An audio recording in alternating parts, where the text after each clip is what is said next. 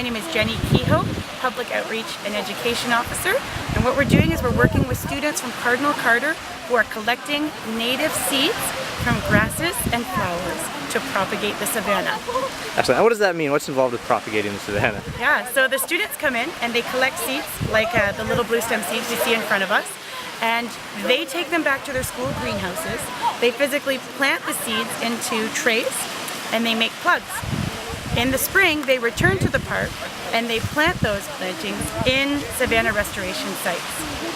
Very cool. And what are some of the seeds that they're looking for today? Today they're collecting little blue stem, and this field that is behind us is one of the best spots left in the park for little blue stem.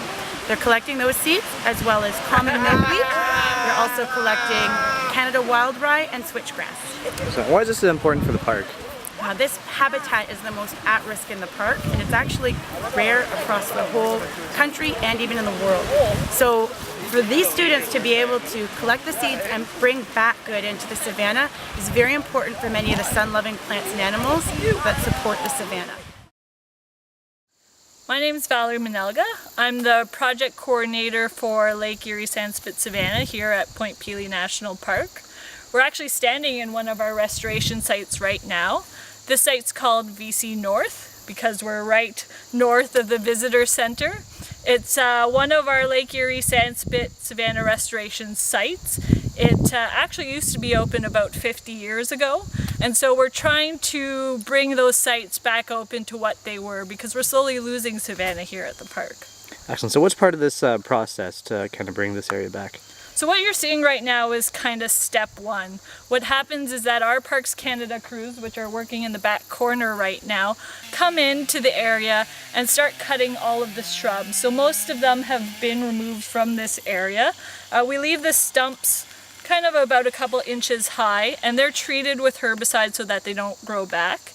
And then once all the shrubby stuff is gone, then they'll come in and fell trees, which you'll see later on.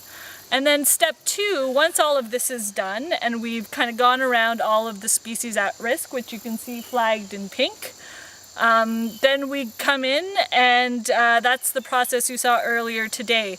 So we get a whole bunch of volunteers, including high school students, First Nations, businesses, to gather seeds of our rare plants in certain areas of the park where they may no longer be growing in our restoration sites.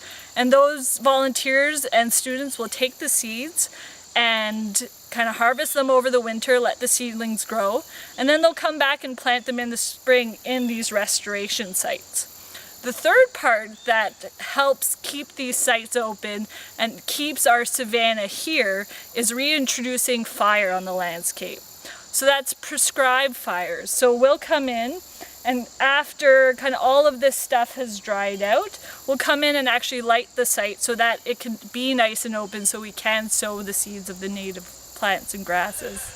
Very cool. Is there anything else that I should know about this or that you'd like to say? Sure.